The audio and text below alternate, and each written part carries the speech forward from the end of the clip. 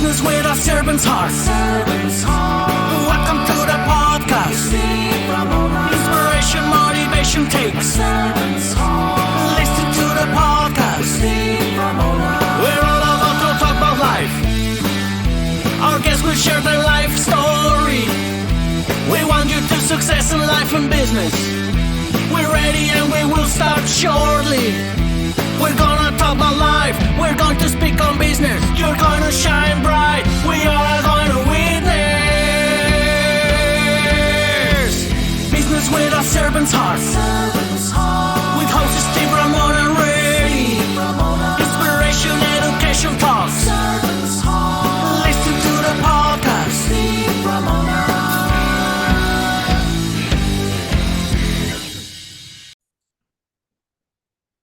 Welcome, everyone, to Doing Business with a Servant's Heart podcast.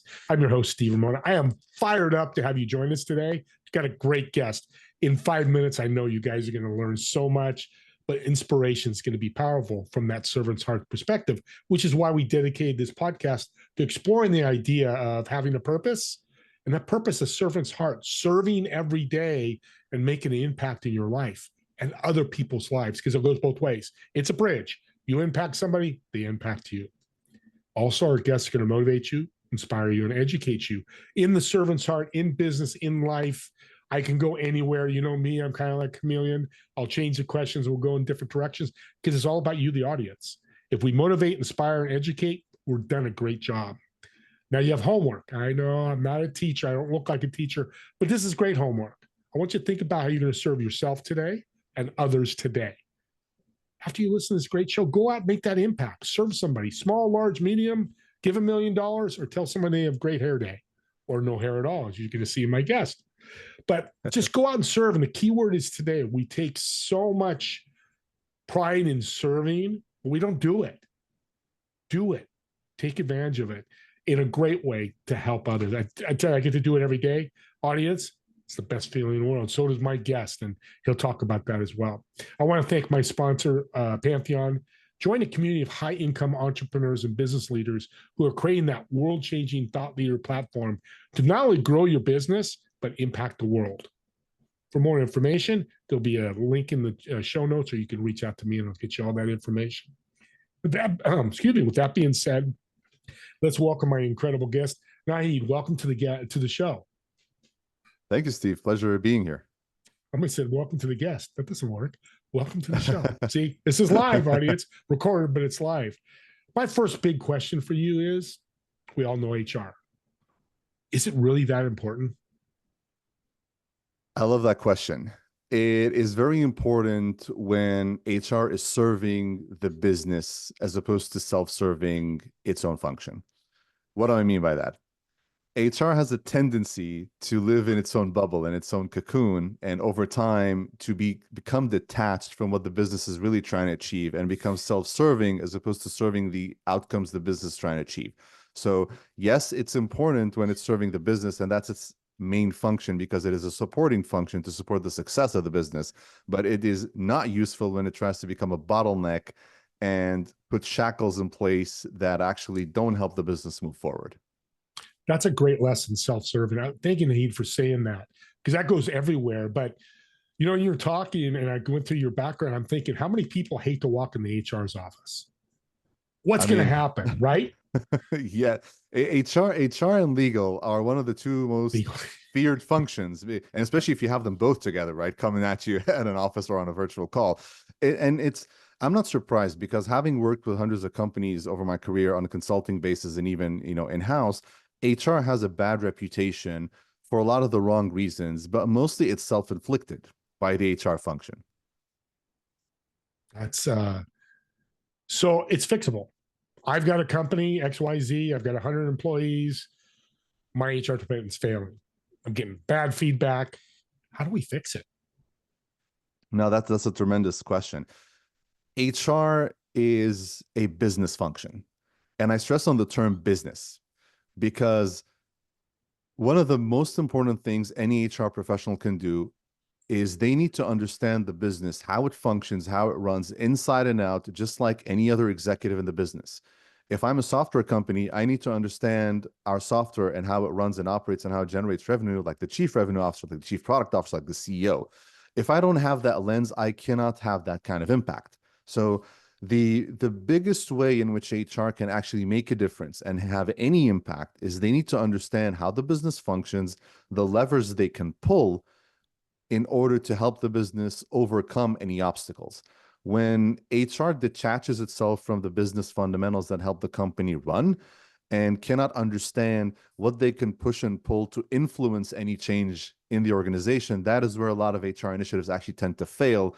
And that's how HR actually starts falling off of this, the table of executives and also losing the respect of the organization. Yeah, yeah. This is great. This is great stuff, audience. I'm writing notes. You better be writing notes. So my wife just came back from, she works at Trader Joe's headquarters, does training. And what's interesting, and I love that they do this, so everybody that works in the headquarters has to work at the Trader Joe's at the cashier. I'm assuming the HR as well. That's kind of what you're saying. Understand what the salespeople are doing, what the manufacturing's doing to be better HR people. Yes, definitely. And also to add to that, understand how it all ties together to deliver value. Because at the end of the day, if you at the end of the day, as every business is trying to deliver value to customers, right? At the end of the day, if you're not delivering value, you won't generate revenues, you won't survive as an organization. When you understand the key components of the value chain, where is value generated and delivered, that is where as HR you need to focus on as your top priorities, right? Your priority is based off of your value chain and how the company is prioritizing different components of that value chain and its strategies. So again, it's a very business-minded strategic operation. And then as an HR professional, you take that knowledge and that insight and that prioritization and strategy, and you break it down into components that you can pretty much implement on the HR and people front that will go back and impact the business positively. And actually, what I call in my world is make HR the rocket fuel of growth. HR is not going to, make you grow. It's going to enable you to grow. You need to have product market fit, good financial standing, all the different basics of business to grow. But HR is that rocket fuel. It is what will help you do things faster, quicker, more efficiently. I love rocket fuel. You've said it twice, and it's getting me excited. That's awesome. HR people need to be people, be in the people business. What is, how can I say, I don't want to be controversial, but what is the unsuccessful way of running an HR department that makes them not people? Yes, so I think that is something that I hear a lot and debate a lot, and I think there's nothing controversial about it. If you want to be a people person, you have to be a business person first. And what do I mean by that? Ultimately speaking, if you're not doing what's best for both parties, the business and the people, ultimately there's a loser. Because if you take a step back and look at this, if the business isn't succeeding, ultimately the people go home, right? Especially if you're in the startup world. If you're not doing what's best for the business, eventually not one or two or three people are impacted. The whole company pretty much shuts its doors and everyone's going home. No one wins. So it's always striking a balance. The best HR people I've seen are those who strike a delicate balance between what is great for the company, but also what is great for the people. Whenever one is trying to overshadow the other is where you start to see some fracturing, right? So it's always that delicate balance. And the way you can achieve that as a people HR person is you need to be connected to the organization. You need to be talking to people from top to bottom. If you're someone who sits at the executive level, you need to have eyes and ears also at the lowest levels of the organization, as well as the top. Because if you don't have that full spectrum, you will not understand what are the people's interests versus what are the business's interests. And you as the HR leader, how do you bridge between the two to ensure there's a win-win situation going on? $1 million tip you just gave audience for free. He just threw it out there. I mean, hope you reach out to him and talk to him. We'll talk about his contact information. But literally a company can 10 times, 5 times their income by doing some of these changes. And you opened the door here, so I'm going to keep the door open with startups. Let's go. Is HR something that's kind of ignored with startups and it's more important than they think? Yeah, that's a great point. When when you look at startups, and I speak also not only from the lens of HR, but someone who's actually founded startups before, had some succeed and had some fail. When you're an early stage startup, especially if you're a first-time founder, you don't think of HR as this isolated thing. HR is actually part of your day-to-day, because a lot of times you're trying to hire talented people, you're trying to manage employees, you're trying to create new work structures and so forth. But it tends to be ignored in what sense? Is that HR priorities are kicked to the back burner because your main core focus in the beginning, like if you're a bootstrap business, you're thinking cash flow, revenue growth, right? If you're a VC funded organization, you're thinking, hey, how can I reach hyper growth? Because the VC has set for you certain targets that you want to get to, hyper growth, acceleration, and so forth. Thinking of HR as a lever you can pull or an accelerator isn't something that comes naturally to someone who hasn't been through that before. So when it really starts surfacing is when founders and companies start hitting sort of a ceiling and plateauing, meaning they're growing, hey, they're going from, low seven figures to mid and high seven figures, but then they start hitting the ceiling and they can't get over the hump. And as they start looking deeper and deeper, they start noticing that, hey, a lot of these issues are people-related problems, be it from how we're set up and operating, from our internal processes, from the right people, the right org structure, how our jobs are designed, how we're compensating. There's a lot of different things that come into play. But what I've seen mostly is that it becomes an area of focus when problems start surfacing, whereas there's a lot an organization can do early on proactively to prevent itself from hitting that ceiling and actually saving itself a lot of time and money during the growth trajectory. The other thing, because in sales, marketing, and all that, not everybody can do that. I can have Steve Ramona go in my sales part, but he's not very good sales. He's just a great guy. I mean, is that the same way with HR? If they're not people persons, because I've heard companies go, Tony, you come work at HR, you're great with all our customers. Doesn't mean they're great with HR, right? So the importance of the person that's in that position or multiple people is important. Yeah, definitely. HR is one of those functions where a lot of times it is associated with being a people person or being close to the people, or sort of like a soft, fluffy job where a lot of it is based on emotions and caring for people and being sort of like the company shrink of some sorts, right? As opposed to a business leader who impacts the business. Now, that has changed over the past decade mostly. Like if you look at most companies today that are up and coming, the people function is a critical function, but it needs the right kind of person to be impactful. That person typically needs a few characteristics.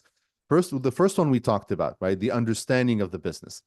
The second part is they need what we call a T-shaped, they need to be like a T-shaped professional. What does that mean? They need to have horizontal, broad expertise across all the functions of HR, but they need to be specific experts in a single or a few areas where if they need to, they can roll their sleeves up and dive in. Because again, if we're talking startup world and companies that are growing, executives that sit in the ivory tower aren't effective and they won't gain traction. They lose trust very quickly because startup world is a lot of, hey, implementing and doing, not only just, preaching. The final thing is that you need to be someone who is not afraid to move quickly and make the tough decisions when you need to. HR a lot of times is I sometimes liken HR to what the CEO does, because it's a lonely job. You don't have a lot of people to go to when you're going through certain problems and issues and big decisions. Really, the only person you can go to is the CEO in most cases. And the CEO is kind of in a similar situation. So generally a relationship there can be a strong one and it can become a very strong partnership. But if you're someone who cannot make decisions quickly and also make decisions that are tough sometimes, you will not succeed in that job, because a lot of decision making is involved in that job. Sometimes they're not great.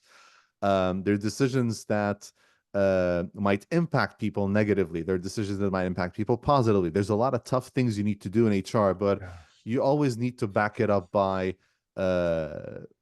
the reasons why you're doing it, what is the justification for it, making sure that you are convinced and aligned and you have all the data you need to make the decision, and then pull the trigger, as opposed to going with, like, a lot of HR people, they like doing consensus by committee, especially at the executive level. Like, I don't want to take the decision. Well, let's all agree to do this.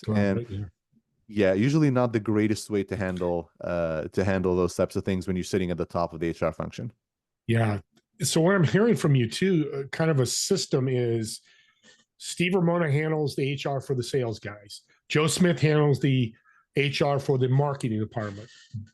Debbie takes care of HR for the CEO, vice president, president, upper management. That's what I was thinking of. Couldn't think of that word. That is very cool because now I'm very good at the sales guys. I know them, they know me. We have this great relationship, which I can bring to the CEO, but I can also broadly help these other people. Hey, I work with the sales guys here. Hey, marketing HR person. This I just gave you $2 million in tips. Now I'm serious about money because some of you guys out there listening and have teams, it's powerful. Here's the other thing. What I'm hearing too, Naheed, is you can work with somebody with 5 team members or 5,000. It's agnostic to the whole different type of company, right? Yes, 100%. The size of an organization is irrelevant because there are some foundational elements you need to have in place in order to have a people function that is effective and again enables you to grow and scale. Mm-hmm. I use the word enabling a lot because that is really, if you're not thinking through that lens all the time in the HR function, you're missing something. Because my role as someone who's heading the HR function or someone who's advising other organizations is how do I position this function as an enabler to growth? Meaning anytime they're thinking of expanding, growing, introducing new products and services, my function in HR is actually supporting their cause. It's giving them tools and systems and opening doors for them to reach those goals quicker and faster. So that is true and applicable if you have 100 people or you have 5,000 people.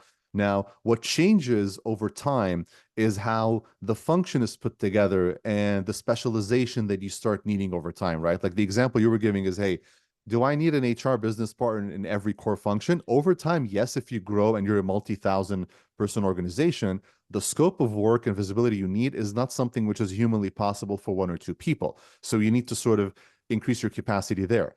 But that really becomes more of a tactical expansion, right? As opposed to something which is more fundamental in the way in which the function operates.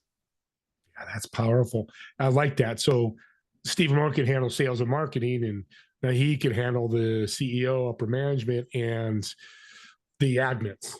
And then as you expand, then you expand the roles. That's how you grow a business. That's how you scale, right? Yeah, exactly. And it's always important to differentiate between when you're growing your need for capability versus capacity. What does that mean? As your company grows and expands, there is going to be a time where you need new capabilities and skill sets that your organization did not need before, but you need to introduce based if you want to reach the next milestone that your company's going for. So recognizing that is also important because a lot of times what I see companies do is they'll have people who help them, let's say, reach their first, 100 employee mark, several $1 million in revenue. Those same people don't have the skill set and capabilities to take them to the next milestone they're targeting, but they promote them anyways, and they actually give them that load anyways. And then all of a sudden they start nosediving and they wonder, okay, what went wrong? Well, what went wrong is that you gave a much bigger load to someone who didn't have the skill set and capabilities yet, as opposed to giving them support and complementing their capabilities. So that is also something important. Like, hey, do I need to just add more of the same, or do I need to add a diverse skill set that will help me move into the next level that I want to get to? I love that because CEOs and presidents and upper management always reward people. Hey, Joe Smith, man, you're such a great sales guy. I'm going to make you the HR sales. When he could be just a one-on-one guy, doesn't work well with people, but they think that's a reward. And what you're saying is it could be a detriment. It could be a detriment for everybody, not just the person you're rewarding. Yeah, and when you look at it, a lot of times, how do we reward good performers? We reward them with promoting them to the upper rung of the ladder. Well, and the blind spot typically I see a lot is that we assume that someone who's an excellent individual contributor is going to be someone who's going to be translating that success into excellent people management and strategy and so forth. Those are not connected all the time, right? The best individual contributor is not necessarily the best leader and vice versa, right? And if you look at this right now, like think of any manager that you've worked with before. Very infrequently will you see the manager be the most technical individual or the most skilled person technically on the team, right? They are there because of their experience, of their capabilities and skill set that works for the role they're in. They don't have to be the technical expert in everything. So, but we still promote people for the most part who are the best individual contributors and tell them, hey, you're our new director now, you're our new people manager, our new strategist. And that's not necessarily the case because it's a completely different skill set. They could be great, but they might also not be so great, and it will hurt them and hurt the company. And the problem too is, as you're talking, I'm going, the intentions are great. Yep. Hey, Mr. President, you're rewarding this guy, but again, you're not really helping him. Even though they may be pushing for it, that no at that time is like, hey, you're not ready, or hey, here's a better position, or just, hey, audience, give them more money.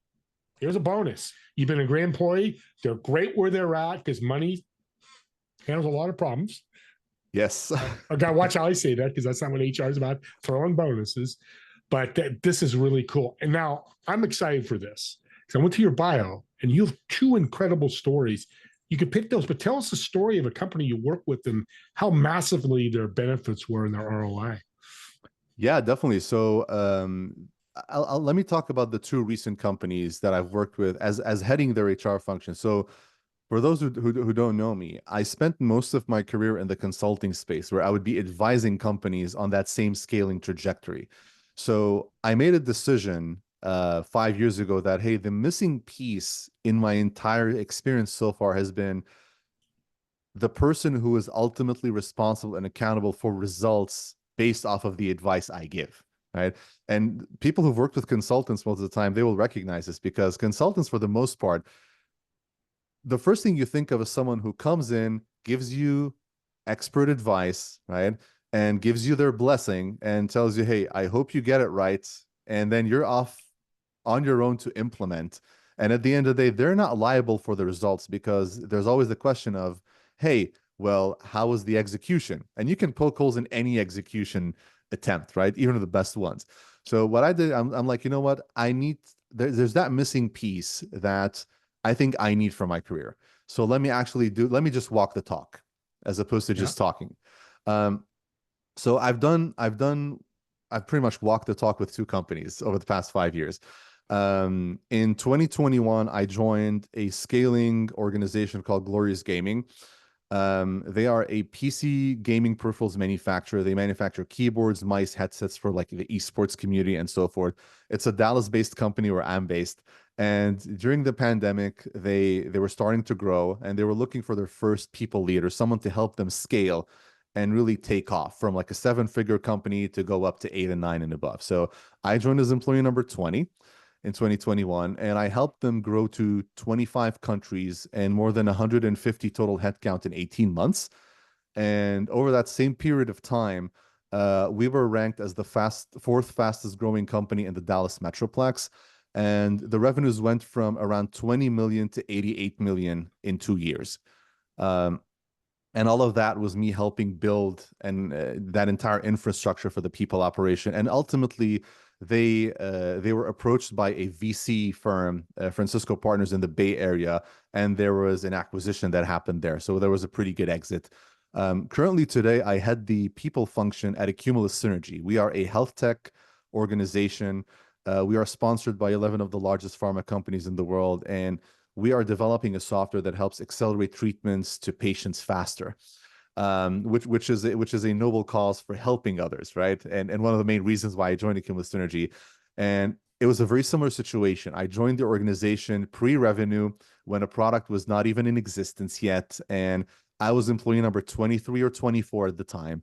And 2.5 years later today, we have a total headcount of about 160 people, inclusive of FTs and contractors. Yes. And we are taking off. Our product went to market last year, and we are growing, and the trajectory has been amazing. One significant thing I helped Accumulus do, which was going on before I joined, small startups typically they struggle, especially if you don't have a large reputation in the market, is they struggle with getting the right talent.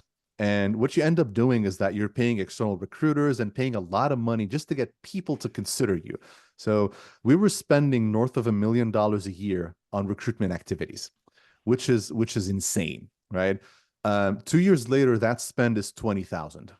Oh, And our intake rate has gone up. Our offer acceptance rate is north of 90%. We get at least 300 to 400 candidates per role that we apply to. And a lot of that was just implementing different strategies for talent acquisition, employer branding, and just a robust framework for how to attract, recruit, and retain talent. So those are some things that I've helped a few companies do over the past 5 years. I like that you use the word talent. I wrote that down because that's so positive. It's just an employee. It's not bad, but my employees talent because they're talented.